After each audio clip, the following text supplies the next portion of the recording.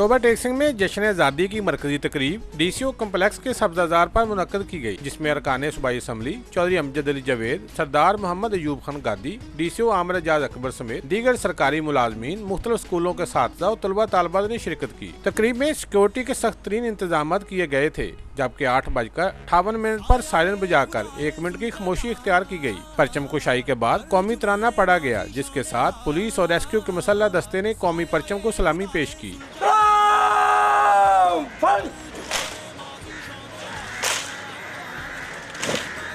तकरीब के मौका पर नन्हे तलबा तालिबात ने मुख्तलिफ टैबलो भी पेश किए।